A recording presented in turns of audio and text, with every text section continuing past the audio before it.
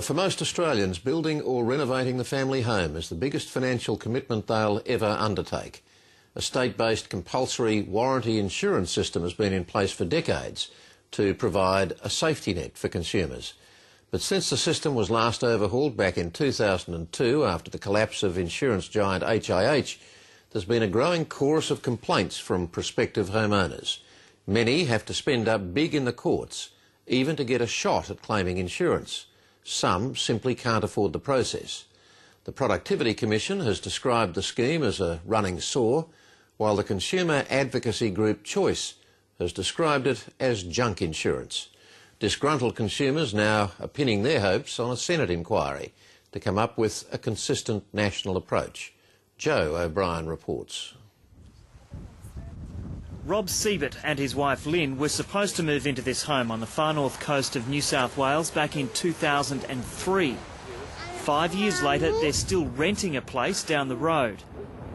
I don't think anybody should be put through what we've been through simply just to get a house. The family has a list of hundreds of problems with what was going to be their dream home. Well, you can see the bow in the roof. It means the frames aren't in there correctly. There's no bracing in the trusses in the roof, so it's not safe. You can see the screws, etc., on the roof are all rusting. That whole roof should have actually been out further this way by about a foot and a half. That fascia is supposed to be smooth, and it just goes on, and that's just the roof. Like everyone else in the country, building a home or doing major renovations, the Sieberts are covered by mandatory home building warranty insurance. To pursue their claim, the Sieberts first had to go to the New South Wales Office of Fair Trading and a consumer tribunal, winning a judgment in their favour which they say the builder ignored. I actually had to undertake the insolvency proceedings against him, which involved things like getting Supreme Court orders and advertising in papers and things like that. So I actually had to do all that, and the cost of that, on top of everything else, was about another $6,500. Door's still not fixed either. Oh, I know. Now the insurer has come back with an offer of $51,000. The Sieberts are devastated, saying the total bill with legal and rent costs is close to $300,000. We'll get finished one day. You know, I would have been better off not even trying to pursue consumer protection in the first place. I'm $70,000 worse off now than I would have been if I just accepted a defective house. Home building warranty insurance is a last resort scheme everywhere but Queensland and the Northern Territory. Last resort means that insurers only have to consider claims once all legal avenues have been exhausted and or the builder is dead, has disappeared or is insolvent. Oh, it's absolutely unfair, and I can't understand how it's been allowed to continue for so long. People renovating their houses and building houses honestly think they have protection. Then they suddenly find that they haven't. The chorus of concern has been growing, with some builders saying the system is failing them too. Builders are very happy to have some form of insurance or consumer protection. That's not the issue. What we resent is having our business on the line with deeds of indemnities and bank guarantees when we can't see any benefit at the end of it. Now a Senate inquiry is being called. Greens Senator Christine Milne initiated the investigation and is already convinced the scheme should be dumped. Well, it's junk insurance. It's not protecting consumers. It's sending builders out of business and into non-compliance, and it's lining the pockets of insurance companies and the brokers behind them. We have to get rid of it. Vero is the Sieberts insurer and Australia's biggest operator.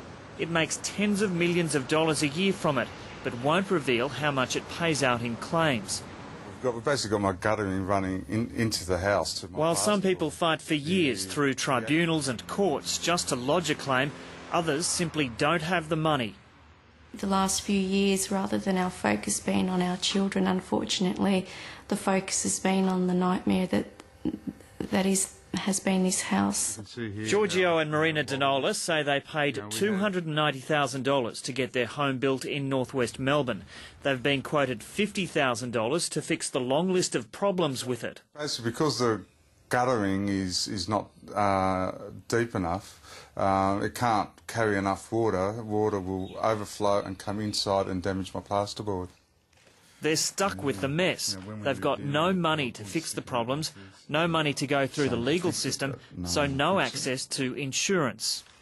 We certainly would not have gone into building a home had we known what the insurance policy was like. There is no way. There's no easy jams on here? No, it's downstairs.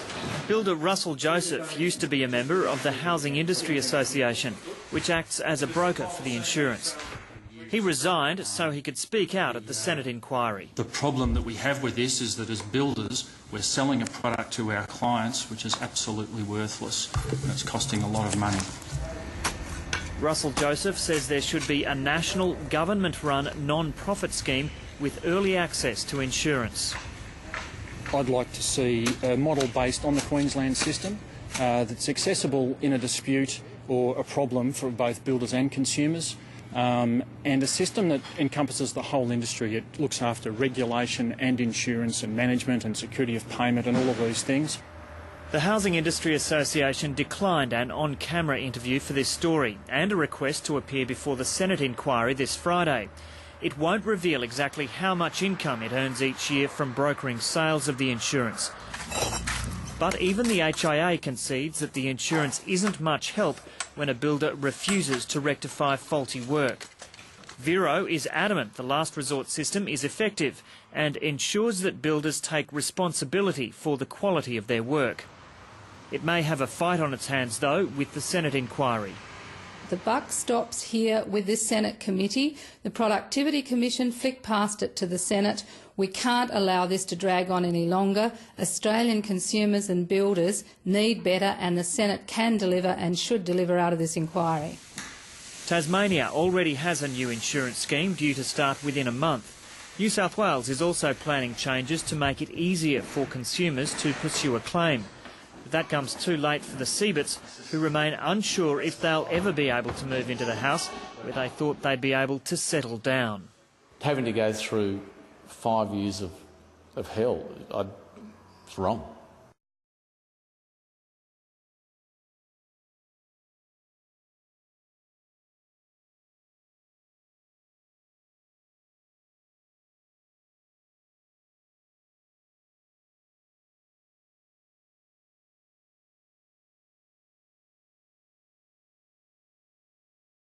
So if you want to buy a block of land, the first thing you need to establish is what can I build on that block of land.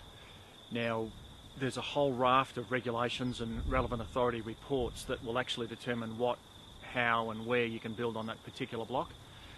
But in the initial stages, we recommend definitely checking the planning schemes and the planning schedules and the planning overlays. Now, any block of land that you buy will have a section 32 that the real estate agent needs to obtain, which has got a lot of those details in it.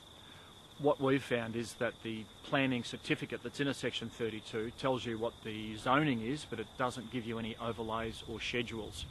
And the schedules can be quite important to determine what you can and can't build, or more where you can and where you can't build on the block. For example, there are some municipalities in Melbourne that have got variations to those schedules, which means that you have to build 4 metres off a rear boundary and that sort of thing. And if you were planning to do a dual occupancy development or something, that would really hinder that sort of development. So you need to understand some of these constraints on a site before you buy it. So we would recommend to go through that process with the planning scheme, Part 4 of the building regulations, a bit of a check there, have an idea of course what you want to put on it, and then just determine what will be the regulatory constraints. If everything seems to check out okay, and you may or may not need a planning permit, and if you're happy with that, that's fine, then you can make your offer on the land, and we always recommend that you make it conditional on a few things. In particular, make it conditional on the obtaining of a soil report. Now, the soil test can be hugely important.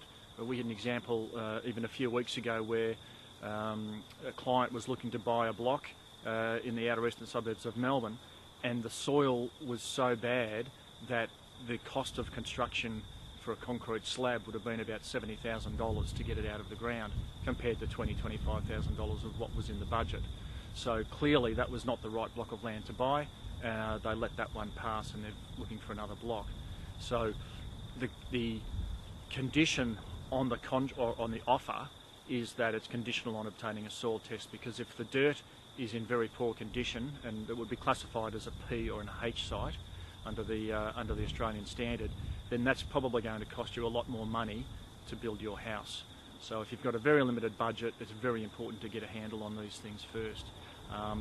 The other issues that may be of interest, and it depends if you're search of the title and in search of the other documentation, the sewer plan, which will usually be in the section 32.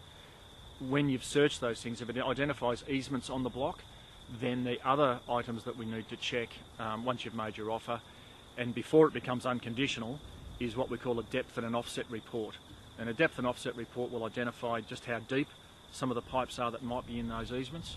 So we know that an easement is an area on your block that you can't build over, and it's very important to understand exactly where those pipes are.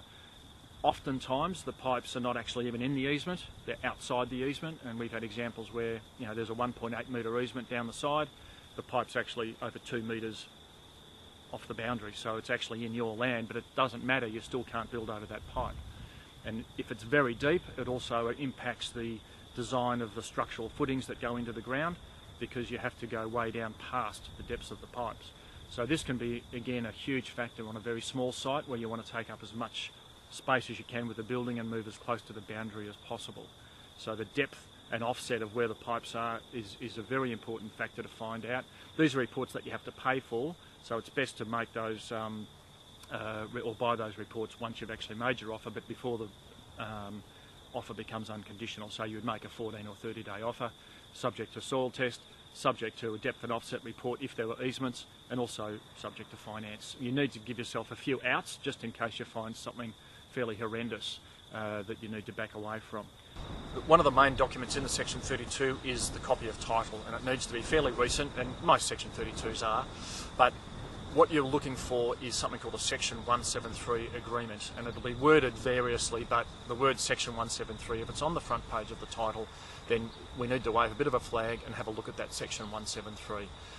Most of the time they're innocuous because they were agreements put in place for the development of the estate, but sometimes they're not, and sometimes they put very severe restrictions on what you can and can't build on that block of land.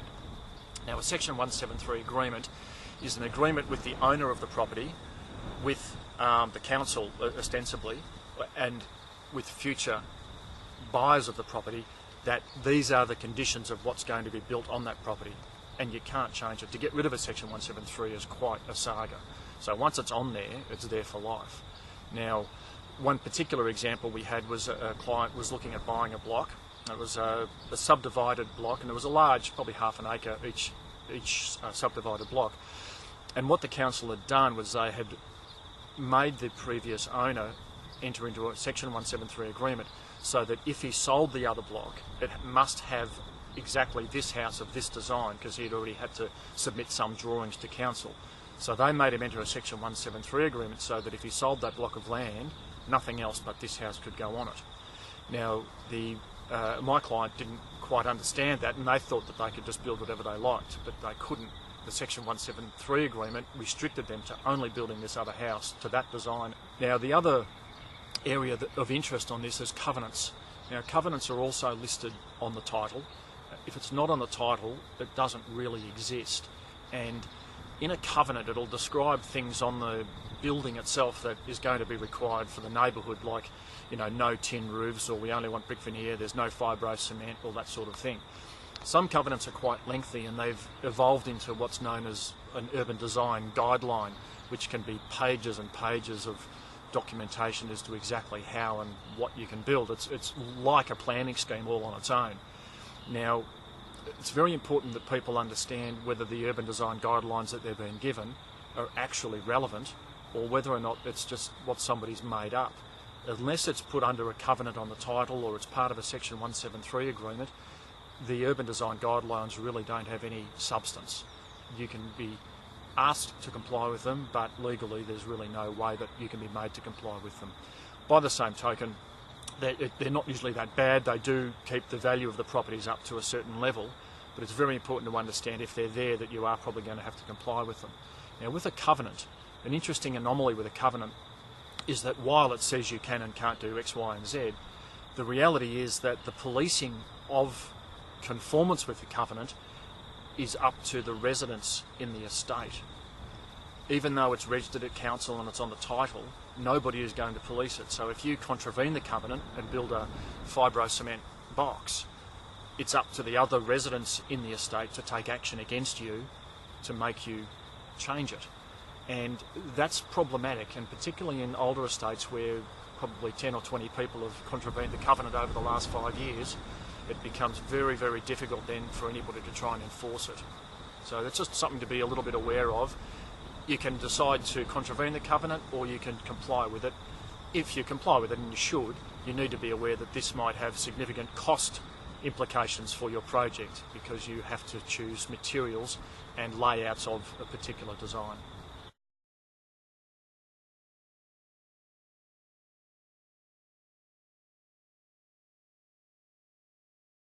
If there's things that we wanted to find, like the additional planning reports, then we can get those very quickly. But yeah, within a few days really, you can get the basic information. Then if you wanted to make your offer, you'd need at least 14 days so that you could get a soil test organised.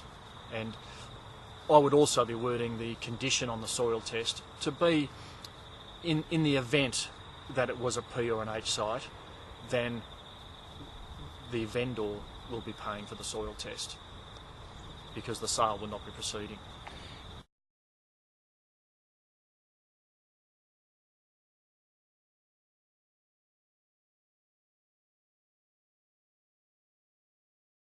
They're structured into A, S, M, P and H from memory. A is the most stable, S is obviously stable, M is mildly reactive, P is a problem site, and H is highly reactive. I think there's some subgroupings in there, but broadly that's what they are. What we're looking for on your soil test is an A, an S or an M. M is a mildly reactive site. Most clays around Melbourne are M sites, but they're not too bad to build on. When we get sometimes out into the western suburbs or into the outer eastern suburbs, you can get into some really highly reactive P sites, which is problem, P for problem, and every P site must be engineered, and depending on the engineering solution will determine how much it's going to cost to build. There may be an area on the site that might have been an old dam, and everything needs to bridge over that dam, will be piled through the dam, and that's a real concern when you find that sort of thing. In the Section 32 there'll be a sewer plan of the property, and that will show, if there's been a house on it, it will show that there's where the pipes are on the actual block. If it's a vacant block that's never been built on, you will notice on the title that there'll be an easement usually shown somewhere, or there'll be another document in the Section 32 describing who the sewage authority is and the water authority, and there's usually a map there, and you can tell off that map if there's a sewage easement anywhere on your property. And if that's the case, then you would order a depth and offset report, which can take 5 to 10 working days to get, but if you order it quick enough, you should be pretty right. So usually within 14 days you'll be okay. However, if you put it as a condition that the depth and offset report must be cited before the contract becomes unconditional, and if you haven't got it in 14 days, then they've got the option to either extend it until you get the report or let it go. You are not able to build within 1 metre of that pipe. So if they're a metre out of the easement, then you've got an extra 2 metres basically that you can't build on. Look, and it happens a lot, and you've got to realise that when the estates have been excavated and all the drains put in, there's a margin of error to exactly where those title boundaries are going to end up being, and it's just not unusual for the pipes to be. If you were looking at blocks of land in areas, for example, that may have been industrial land, and there are quite large areas of land around Melbourne, or tracts of land that are like this, I would also recommend additional conditions on the contract, in that you would want an EPA report. Now, generally, if it's old industrial land, you will have an EPA report in the Section 32, but if it's not there, you definitely want to be demanding it or get it yourself. The reason being that will identify or potentially identify any contamination on the soil. Now, this has been a major problem for some people that have bought land in these sites and developed them for residential purposes, and they've discovered on excavation that there's a lot of contamination in the soil. And I know of one example in the northern suburbs, I won't say exactly where, and the legal fees alone for all of there was 12 parties in the end fighting each other, was running into tens of millions of dollars just to the legal fees. So we don't want to get involved in those sorts of issues. Other interesting ones that can also add to the cost and just add to delays if you're not prepared for them are battle axe blocks. Now we know what a battle axe block is, where you've got a normal quarter-acre block, someone's subdivided it in two, and the driveway runs down the side of the front block and opens up into the back block. And it's a battle axe block. Now, under the building regulations, to build a house on the back block, you've got a maximum setback from the street, for example 9 metres, but that rear house will be set back more than the maximum, and in order to vary that building regulation you have to go and get a report and consent, which is just another cost that you have to engage someone to put together. It's usually a given that you get it because you can't put the house anywhere else, but it's a little anomaly in the regulations. It means you've just got to pay more money, and if you're not aware of it and you're really anxious to start, it can just delay things for another 4 weeks, and which can be very, very frustrating, and if you're financing the project can add to the cost significantly. Melbourne Water, for example, are designating a lot of land around Melbourne as designated flood-prone land or subject to overland drainage. Now, this is not necessarily a problem, but it can be a problem if you're not aware of it, because it will usually not be picked up until you go and get your building permit, which is right at the end of the process. Now, I do know of examples where people have gone through even a VCAT process to obtain a planning permit, and nobody has ever checked this overland drainage issue, and they might have gone for a year or 18 months, finally got a planning permit, they think that everything's okay, they go to get their building permit, and the building surveyor says, look, I'm sorry, that you're going to have to redesign the house because it's too high, or not high enough. There's an overland drainage here, which means you've got to lift your house up out of the ground, and when you do that, it's going to be higher than the allowable height restriction in that area. Now, people have already been back through planning on all of this, and they're never going to go back to planning and redesign the house and get it altered, and it can be a major problem. These are examples where people have spent a lot of money and a lot of time, and usually the house just never gets built. And that's a tragedy. People waste a lot of money on these things because some of these issues aren't checked adequately initially.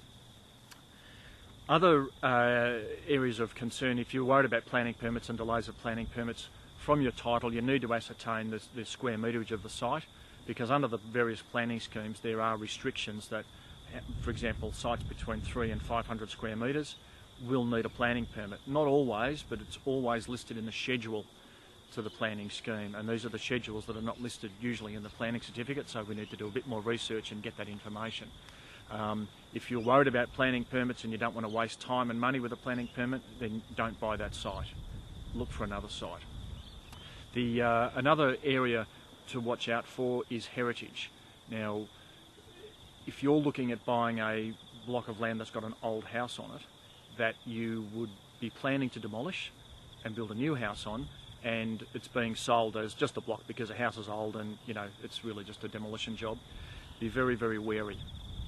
There are many groups around Melbourne that are quite keen to preserve every old building, and some of them go as far as to presenting themselves at council most mornings to get a list of demolition permits applied for. Then they will systematically and methodically object to the removal of that home. Now, there are examples recently that have been in the media of where this has happened, and it can cause incredible hardship for the people that have bought the property. They've bought it in good faith, wanting to push it over and build a new one, but there's a heritage issue on the house. Or there was never a heritage issue on the house, but now that they want to push it over, a heritage issue starts to come alive. So it's quite important to do a little bit of research on heritage. You can get a heritage report from Heritage Victoria, and they will outline exactly what the heritage criteria of the property is, and if there is any overlays or applied for overlays at all. While that's helpful, it doesn't actually quite solve the other problem of objectors not wanting the house to be demolished. So I would recommend that in that case you would be asking some questions to the Building Department of Council, just to ensure that there has been no demolition permits applied for in the past and withdrawn or rejected. It's a very important one because if there has been, you want to know why. You can object. And it's a bit of a problem because usually people that are in this position occasionally may have owned the property for a long, long time. And they might decide to do a development themselves and they've had no heritage issues whatsoever, but as soon as they want to push it over, all of a sudden all the heritage ejections comes up, and it's from the community. My personal view is that if the community really felt that it was a valuable property, then perhaps they should buy it instead, because the older the house gets, the more expensive it is to maintain, and it becomes incredibly unfair for people to have to, use their own resources to provide what ostensibly is becoming a community resource.